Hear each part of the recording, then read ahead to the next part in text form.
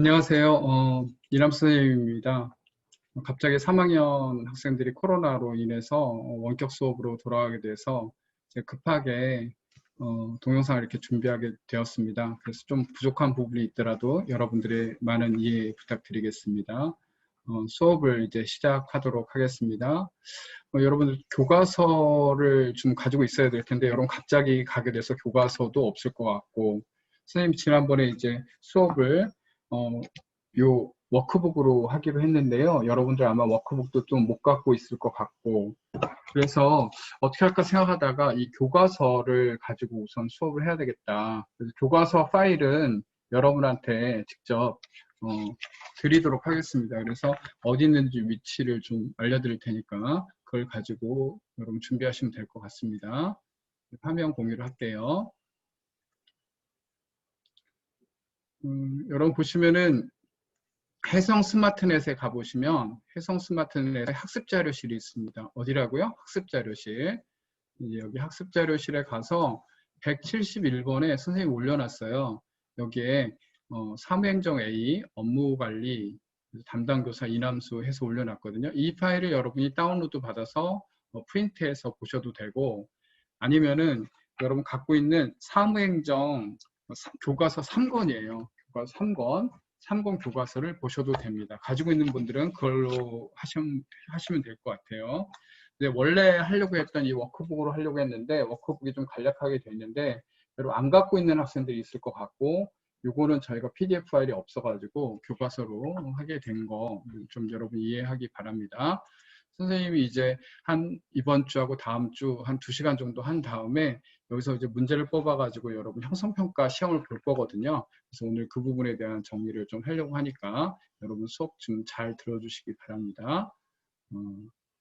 먼저 여러분 교과서에 몇 페이지냐면요. 9페이지입니다. 교과서 9페이지. 9페이지를 보면서 이제 좀 정리를 하도록 하겠습니다. 업무의 개념에 대해서 얘기를 하고 있어요. 개념에 대해서. 업무의 개념이 무엇인지, 업무는 조직체가 목적하고 있는 의도적인 결과 또는 성과가 생기도록 하기 위한 일련의 행동입니다. 이게 이제 업무고요. 그러니까 어떤 조직체가 목적으로 하는 어떤 의도적인 결과, 성과가 생기도록 하는 어떤 모든 행동들을 업무라고 합니다. 그런데 이제 사무라는 게 있어요. 업무하고 사무. 근데 이 업무는 완수해야 될 본래의 역할로 업무서의 업무 기능은 사무라는 수단을 통해서 행해진다. 결국은 뭐냐면 업무라는 게 있고요.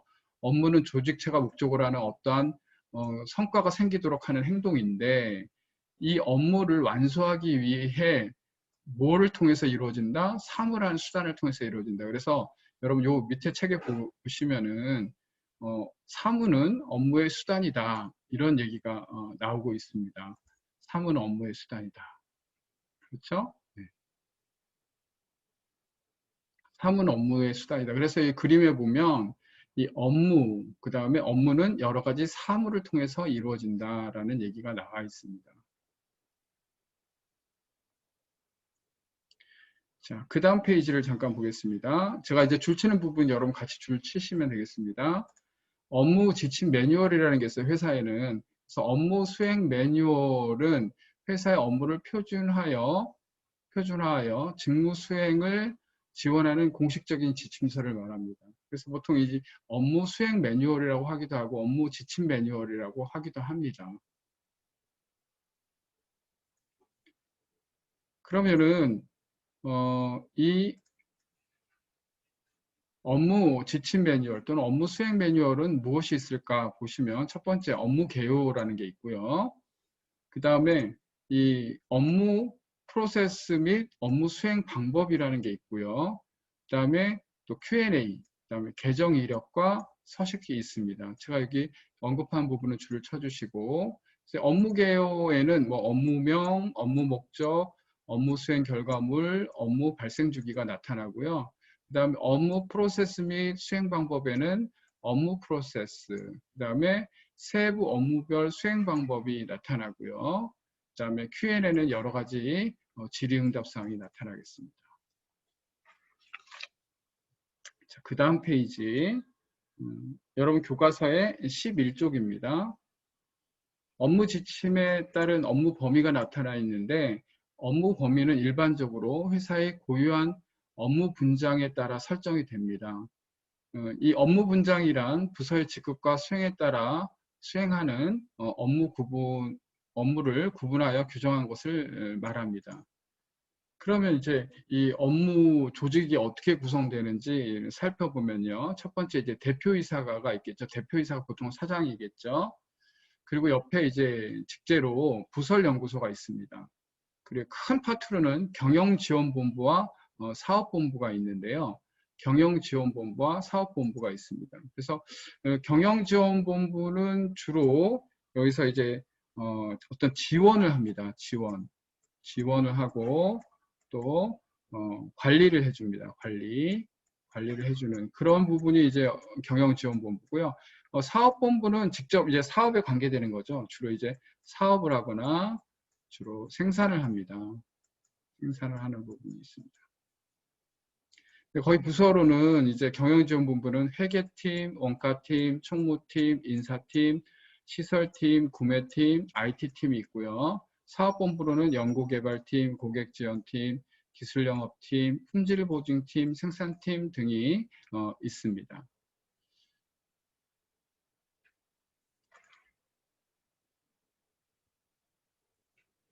그리고요, 그 다음 페이지에 보시면은 이제 임원에 대해 구성에 대해서 볼 수가 있는데 임원과 사원. 여러분 이제 회사에서 직접 맡아드리게 될 임원들이나 사원들이겠죠. 보통 이 대표이사가 보통 이제 이 사장이 되기도 하고 별도로 있기도 합니다. 대표이사. 그 다음에 사장 밑에는 뭐가 있을까요? 부사장이 있고요. 그 다음에 그 밑에 직제가 전무이사, 그 밑에가 상무이사, 그리고요.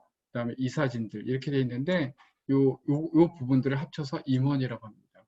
그래서 이사는 이제 상근직하고 비상근직이 있거든요. 항상 회사에 출근하는 상근직과 출근하지 않고 잠깐 이사에만 참석하는 비상근 이사가 있습니다. 그리고 회사의 모든 부분을 감사를 하고 회사의 모든 사항들을 총괄하는 위원이 되기도 합니다. 그리고 여러분들이 맡아드리게 될 것은 이제 사원이겠죠. 사원 아래에서부터 좀 찾아보면요. 제일 아래가 사원입니다. 사원이 진급하면 뭐가 될까요? 대리가 됩니다. 대리 위에는 뭐가 있을까요? 과장이 있습니다. 과장 위에는 차장, 차장 위에는 부장입니다. 근데 이 부장까지가 이제 사원에 해당되고요. 그 다음에 사원 이후에 이 임원진으로 올라가게 되는 것입니다.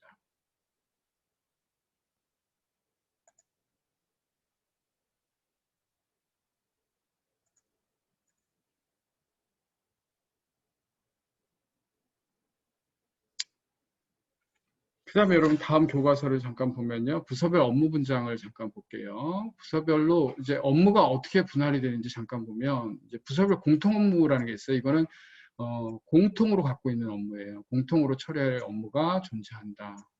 총무 업무는 뭘까요? 총무 업무는 회사의 모든 업무를 관장하는 업무로서 회사의 규모에 따라 달리 운영되기도 합니다. 주로 어떤 것들이 있을까? 구체적으로 회사의 직인 제작, 사용관리, 대내외 문서 수발, 문서 보관 및 폐기, 대내외 행사 관련 업무, 사교관리, 비품 및 소모품 구입 관리, 사회보장보험 관련 업무 또는 차량 관리 업무 등 기타 총무에 관한 업무를 담당하는 것입니다. 그 다음에 인사 업무가 있어요. 인사 업무는 주로 일반적으로 인사팀, 또 HR팀, 휴먼 리소스, 인적자원부라고 하죠. 하는데 등의 부서에서 직원의 인사 관리에 대한 전반적인 업무를 담당하는데 구체적으로 직원의 채용, 보직, 인사 이동, 승진, 상벌, 근무 상황, 출장, 휴가, 파견 근무, 직원의 신원 보증, 증명, 복리후생, 급여 및 상여금, 퇴직금, 정산 처리, 건강검진, 교육훈련 등의 전반적인 직원에 관계되는 인사사항을 관리를 해줍니다. 그 다음 노무 업무 물어보겠습니다. 노무 업무는 근로자의 효율적인 능력 발휘, 효율적인 능력 발휘가 중요한 부분이 되겠죠. 여기다 줄 치시고 보통 이제 규모가 작은 업무 기업인 경우에 인사팀에서 같이 하기도 합니다. 인사팀에서 그 노무 업무 같이 하기도 하는데요. 노사 관련 업무, 산업재해보상 업무, 고용보험 업무, 근로자 재해보상 업무, 법률 서비스 등의 업무를 담당하는데 이거는 이제 근로자들이 효율적으로 능력 발휘를 잘할 수 있도록 도와주는 업무입니다. 그다음 기획 업무를 보겠습니다. 기획 업무는요. 변화에 대응하기 위해서 회사의 비전과 경영 전략을 수립하고 경영 관리 등의 관리 및 통제 역할에 관한 업무를 포함하는 것이고 주로 이제 기획팀, 경영 전략팀 등에서 수행하고 있는데 이걸 이제 회사의 앞으로의 비전, 먹거리 이런 것들, 경영 전략 이런 것들을 주로 하죠. 그래서 여기 회사 비전 및 경영 전략 수립, 전체 예산 편성.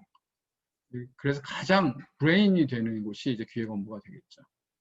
마케팅 업무는요, 이게 이제 결국은 매출하고 연결이 되겠죠. 마케팅 업무는 소비자의 수요를 파악해서 제품의 생산 및 판매 촉진을 위한 전반적인 업무를 포함하는 건데, 시장 조사를 같은 걸 하겠죠. 그래서 시장 조사를 하고, 제품 개발하고, 촉진 활동하고, 제품 가격 설정하고, 유통 경로 전략 등을 담당하는 것이고, 이걸 통해서 결국은 회사의 결국은 제품의 승패가 좌우가 되겠죠. 홍보 업무는 주로 이제 기업 및 기업 제품을 알리는 업무, 주로 이제 언론하고도 관계되겠죠. 사보, 홍보물 이런 걸 제작하는 것을 말합니다. 격리 업무는요, 주로 이제 여러분들이 많이 이쪽 부서에 많이 근무를 할 건데 회계 및 세무 또는 회사의 자금 흐름에 관계되는 업무가 주요 업무입니다. 주로 이제 격리팀이나 회계팀이 여기에 해당되겠죠. 자금 업무라는 게 있어요. 자금 업무. 그래서 자금 업무는 회사의 자산 운영이 주요 업무고 일반적으로 자금 운용실, 재무팀, 자금팀 이런 데서 수행을 하게 되는 거고 이쪽에서 뭐 예를 들면 현금 및 유가증권, 보관 및 수불 업무 이런 것들을 담당해서 회사의 총체적인 자산을 관리해주는 부서가 되겠습니다. 그다음에 자재 업무라는 게 있죠. 자재 업무는 제품의 생산에 필요한 원료나 재료 등의 자재 구입 및 자재 관리 업무를 포함하며 일반적으로 자재팀 또는 자재부에서 수행을 합니다. 자재 시장 조사도 하고요. 자재 구입도 하고 납품도 하고 이렇게 되겠죠.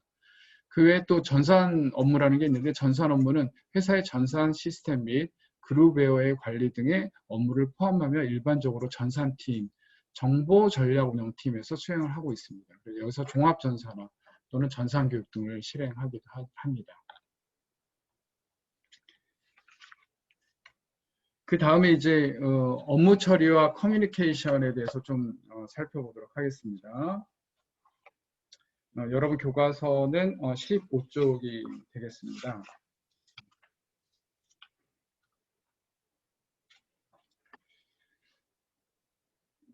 업무 처리 및 커뮤니케이션에서 보시면은 업무 처리의 업무 요청 및 커뮤니케이션 유형이 있어요. 첫 번째 뭐가 있을까요? 전화가 있겠죠. 전화에서 중요한 것은 뭘까요? 최대한 예절을 갖추어서 확인할 필요가 있다라는 거, 그런 거 잘 기억을 해야 되겠죠. 그 다음에 이제 주로 이제 정확한 업무 수행을 위해서 반드시 메모를 하는 습관을 가지는 게 좋겠습니다. 그 다음에 서면이 있어요. 서면을 통한 커뮤니케이션은요, 자세히 설명하기 어렵기 때문에 정확한 단어를 사용해야 합니다. 정확한 단어를 사용해야 되는 거 기억해야 되겠고요. 이메일 통한 커뮤니케이션은 상대방의 감정을 오해할 수 있기 때문에 이 업무 요청 내용을 최대한 핵심적으로 요약하며 공식적인 형태를 취하는 것이 중요하겠습니다. 그다음 메신저는요, 이게 가장 중요한 게 접수 여부를 바로 확답을 해줘야 돼요. 여러분 카톡이라고 생각하시면 돼요. 여러분 카톡에서 업무에서 바로바로 답변을 안 하면은 너무 답답하겠죠. 면대면은요, 상당히 상대방하고 직접적으로 만나서 하는 거기 때문에 감정 상태를 상대방에게 노출시킬 수 있는 그런 부분이 있어요. 근데 가장 정확한 커뮤니케이션의 방법이기도 합니다. 네. 그 다음에 여러분 16페이지, 17페이지 쪽에 이제 들어가 보시면은 이쪽 업무 수단, 이쪽 부분은 조금 저희가 생략을 하고 실전에서 나중에 한번 다시 한번 실전적으로 어떻게 할 건지에 대한 부분을 여러분 오프라인 수업 때 조금 정리를 다시 해보도록 하겠습니다. 이 부분은 조금 넘어가도록 하겠습니다.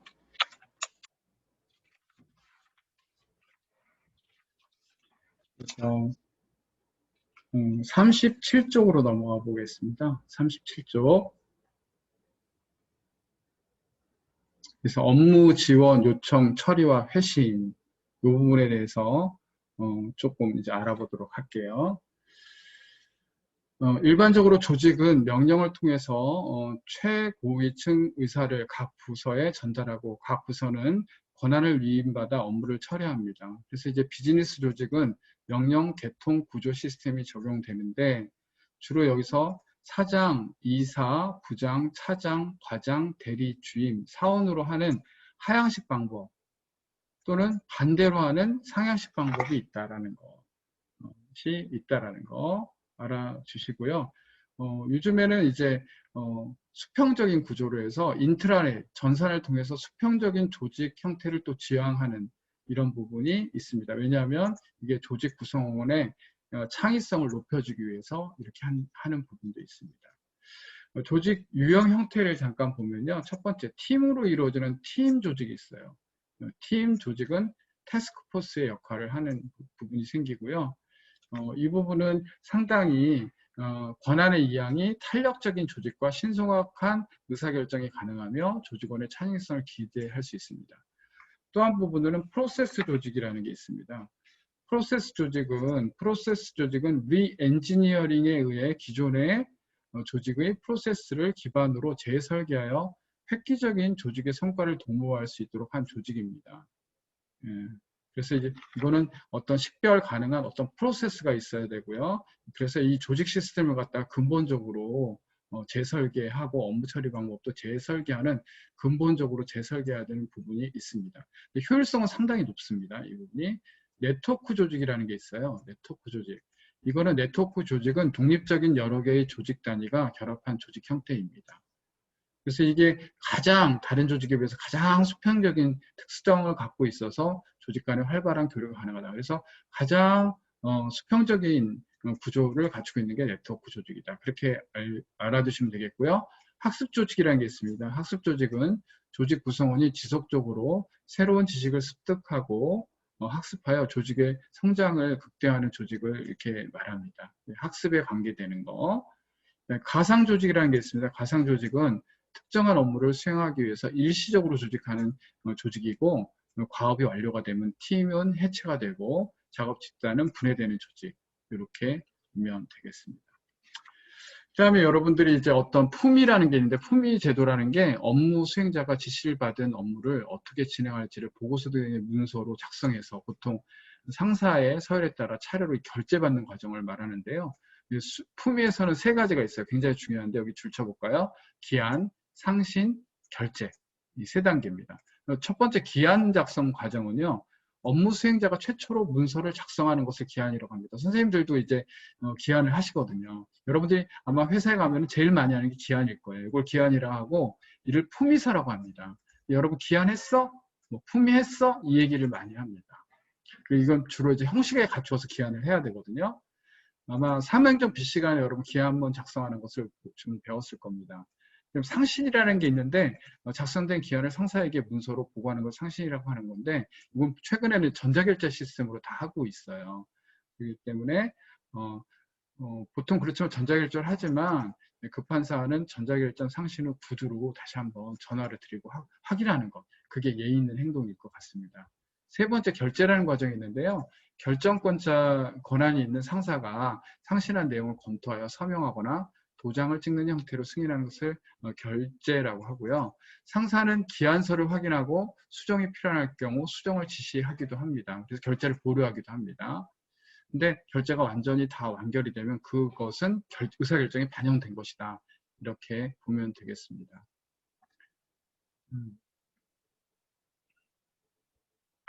최근에는 그 업무 환경의 변화에 따라서요. 온라인을 통해서 많은 이런 결제가 이루어지고 있습니다. 그리고 전자결제로도 많이 이루어지고 있고요. 그 회사 내에서는 인트라넷이 발달이 돼가지고 투명하게 처리가 되고요. 이 부분은 이제 투명하게 된다는 건 뭐냐면 그 기록으로 남기 때문에 부정이 있을 수 없다라는 겁니다. 그 다음에 여러분 업무 처리에서의 업무와 의사소통 부분을 조금 이제 알아보겠습니다. 업무에서 의사소통의 중요성을 보면요.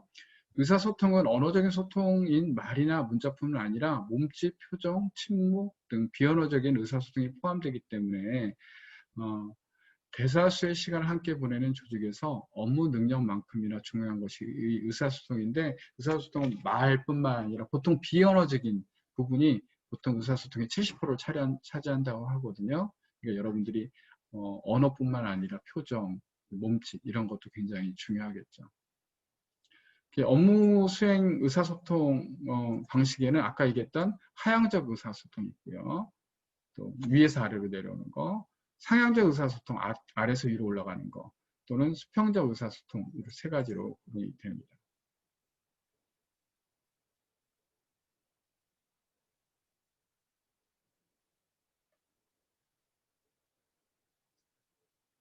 그 다음에 보고에는 직접 보고하고 간접 보고가 있거든요. 직접 보고하는 거는 직접적으로 여러분 보고하는 거죠. 직접 보고 시 주의할 사항은요. 먼저 업무 요청자가 업무 회신 및 보고를 받을 수 있는 상황인지 스케줄을 꼭 확인을 해보고 그래갖고 있어야지 직접 보고하는 거죠. 그래서 이런 걸 생각하시면 되겠고요. 주로 이제 간접 보고는 이제 아까 얘기했던 전자결제 시스템이라든지 메신저라든지 이런 걸 통해서 간접 보고를 하는 겁니다. 그런데 이 간접 보고는 또 주의해야 될 게 수신이 정확한지를 확인한 후 업무 결과를 내용을 상신을 해야 합니다. 그래서 이제 수신을 잘못 지정을 하면 잘못 가기도 하니까 그 부분을 여러분 잘 아시기 바랍니다. 그 다음에 보고하고 전달에 어떤 차이점이 있는지 보겠습니다. 보고는 자신의 의견이 포함된 것으로 상사로부터 지시받은 일이나 경위나 결과 및 시사점을 전달하는 것입니다. 그 의견이 포함되는 게 보고예요. 전달은 자신의 의견이 부재한 것, 즉 없는 거예요. 일의 사실이나 정보를 관련된 부서원과 공유하고 전달하는 것을 의미합니다. 네. 오늘 첫 번째 수업인데 너무 많은 것들을 하기는 그렇고요. 그래서 오늘은 이 부분까지 좀 정리를 해서 여러분이 꼭 정도를 해 보시기 바랍니다. 그래서 여러분 교과서로 좀 정리했어요. 그래서 그 워크북으로 하려고 그러다가 여러분이 아마 갑자기 전달을 받아서 여러분들이 잘 모를 수 있고 그럴 것 같아서 여러분들이 교과서로 정리를 좀 잘 해주시기 바랍니다. 오늘 좀 수업한 내용은 교과서의 9페이지부터 있고요. 9페이지부터 쭉 선생님 볼게요.